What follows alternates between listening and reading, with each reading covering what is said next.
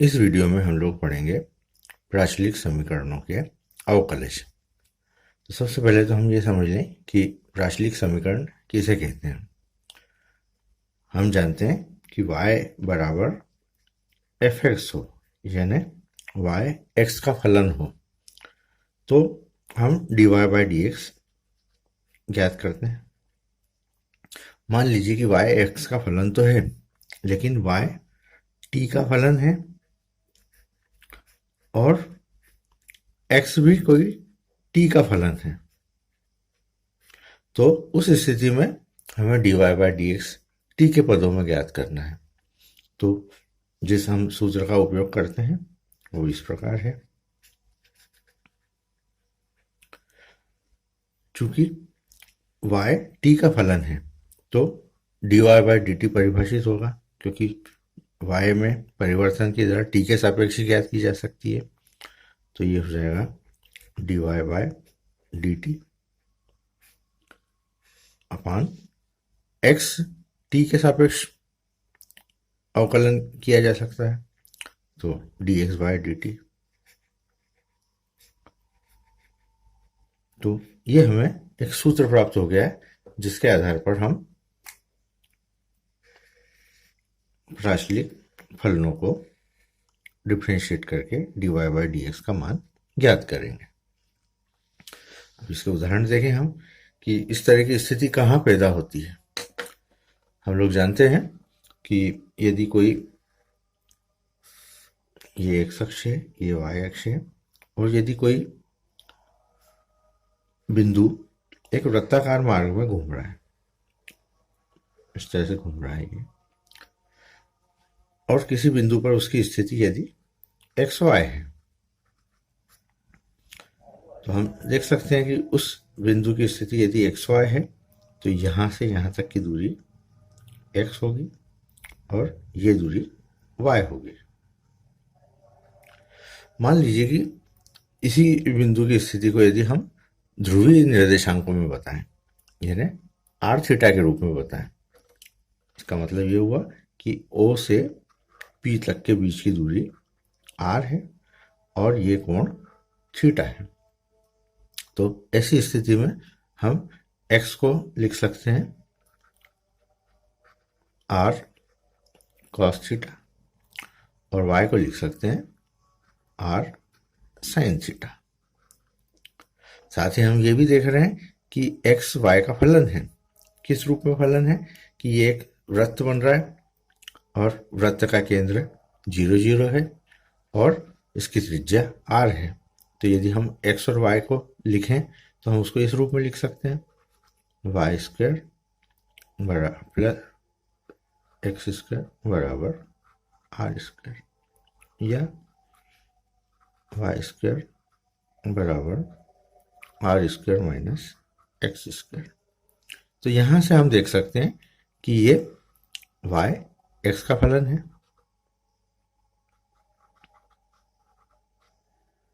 लेकिन यहां से हम देख रहे हैं कि y थीटा का भी फलन है और x भी थीटा का फलन है। तो इस स्थिति में हमारे सामने ये उदाहरण सामने आ रहा है कि ये y थीटा का फलन है, x थीटा का फलन है, और इनकी सहायता से हमें dy बाई डी एक्स का मान ज्ञात करना है। इस मान को हमें ज्ञात करना है। तो इस सूत्र में हम इसको मान रख करके dy बाई डी एक्स ज्ञात कर सकते हैं, जो हमें प्राप्त होगा थीटा के पदों में। तो इसी तरह से अन्य प्रश्नों को हम हल करके देख सकते हैं, जो स्वाभाविक रूप से हमारे गणित में प्रकट होते हैं। देखें हम सवाल, यदि x बराबर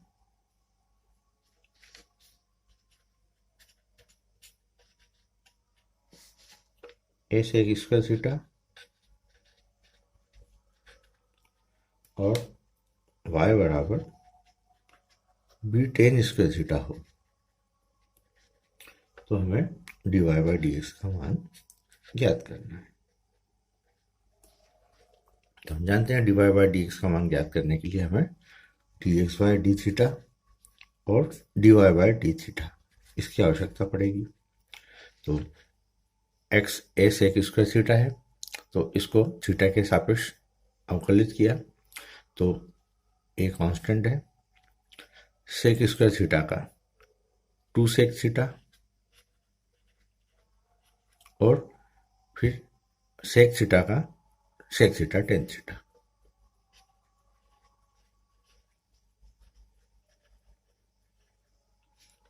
ए कांस्टेंट होने से इसको वैसे ही रखा है। सेक स्क्वायर थीटा का हो जाएगा 2 सेक थीटा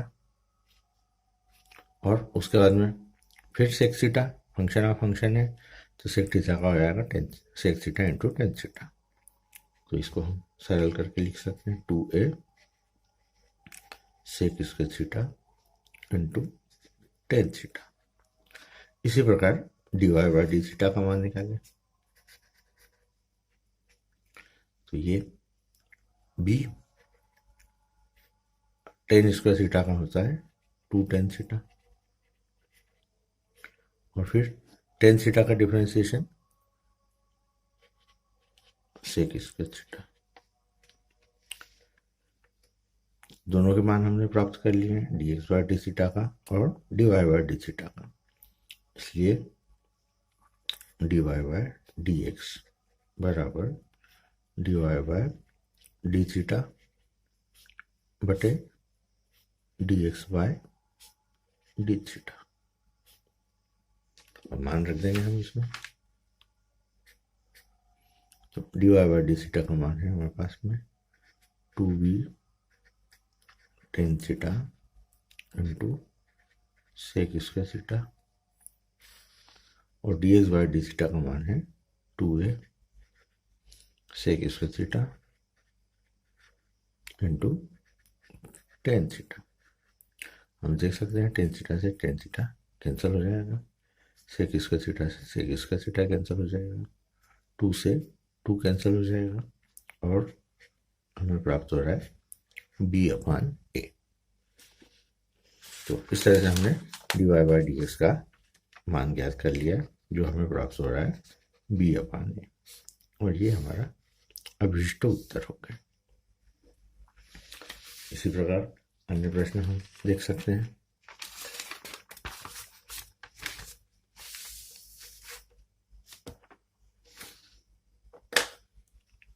x बराबर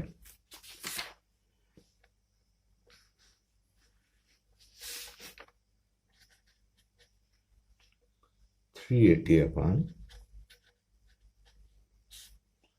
1 प्लस टी स्क्वायर और y बराबर 380 square upon 1 plus T square. तो हमें सिद्ध करना है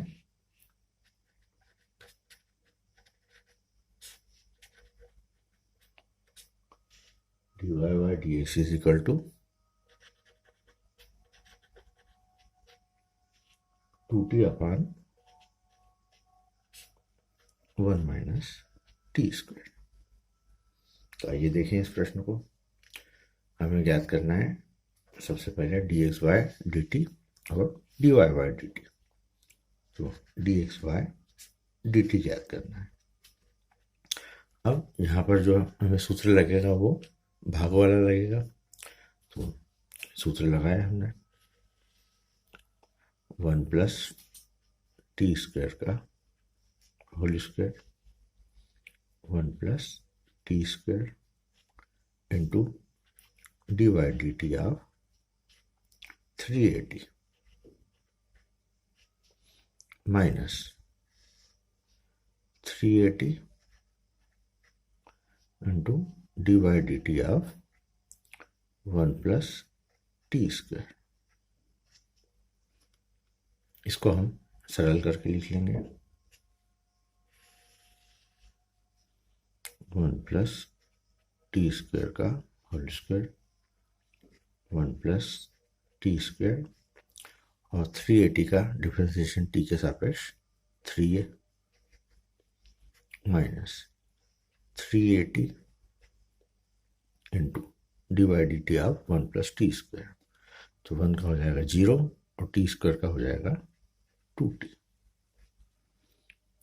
अब यदि इसको हम सरल करके देखें, 3a के अंदर गुणा करते हैं, 3a plus 3a into T square, और यहाँ हम गुणा करते हैं तो हम देख रहे हैं -3a minus 6at square upon 1 plus T square whole square. तो इसको यदि सरल किया तो ये 3a minus 6a t square, 3a t square में से 6a टी स्क्वायर माइनस हुआ तो -3a t square upon 1 plus T square whole square.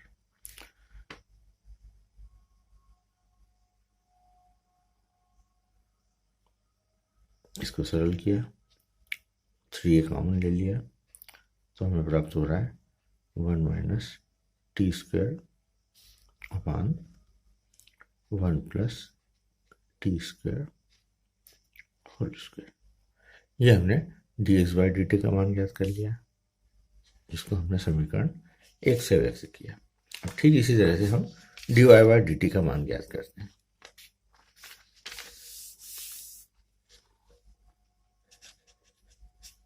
dy by dt, dy by dt हमारे पास में है 3at square upon 1 plus T square. तो formula लगाया हमने 1 plus T square whole square, 1 plus T square into dy by dt of 3at square minus 3at square और dy by dt of 1 plus T square. जिस तरह से हमने पहले formula लगाया ठीक उसी ढंग से फार्मूला लगाया हमने, और इसको सरल कर लेंगे। 1 plus T square whole square, 1 plus T square और 3at स्क्वायर का 3a into 2t, T square का 2t हो गया, 3a कांस्टेंट है, माइनस 3at स्क्वायर और इसका हो जाएगा 1 का हो जाएगा 0 और टी स्क्वायर का हो जाएगा 2t। इसको भी सरल किया हमने तो 680 का इसमें 1 में गुणा हुआ 680, फिर 680 का टी स्क्वायर में गुणा हुआ था 680 क्यूब,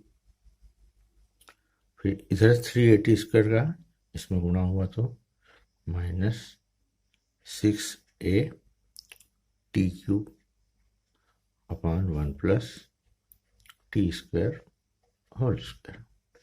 अब आप देख सकते हैं कि इस पद से ये वाला पद कैंसिल हो रहा है और हमें प्राप्त हो रहा है 680 upon 1 plus T square whole square.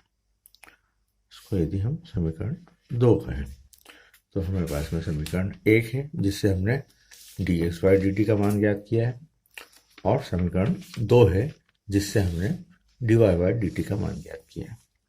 इसलिए dy बाई dx बराबर dy by dt upon dx by dt, दोनों के मान रख देंगे हम तो ये हो जाएगा समीकरण 2 से dy बाई dt का मान 680 upon 1 plus T square whole square upon dx by dt का मान समीकरण 1 से रख दिया हमने 3a into 1 minus T square upon 1 plus T square whole square. अब आप देख सकते हैं इस स्टेप से ये स्टेप कैंसिल हो जाएगी और हमें प्राप्त हो रहा है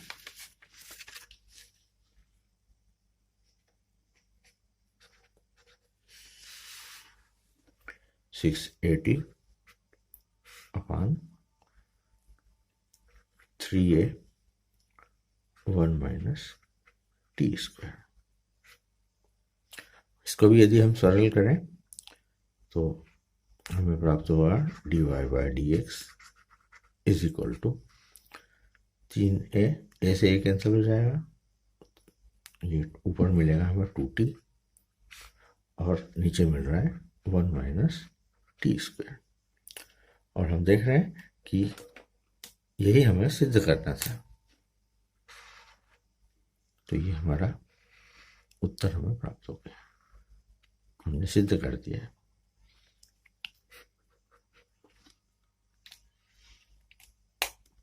तो इस ढंग से आप लोग भी प्रश्नों को हल कर सकते हैं। मान लीजिए कि आपको प्रश्न दिया है x बराबर 3t square minus 2t, y दिया हुआ है t cube plus 4t square minus t, और आपको निकालना है dy बाई डी एक्स। तो ठीक इसी ढंग से आप लोग इसको हल करके और dy बाई डी एक्स का मान ज्ञात कर सकते हैं। तो इसी ढंग से सारे प्रश्नों को हल किया जा सकता है। तो आप लोग पूरी प्रश्नावली यदि हल कर लेंगे तो बहुत आसानी से प्रश्न आप लोग सॉल्व कर पाएंगे। तो इस वीडियो के लिए इतना ही, धन्यवाद।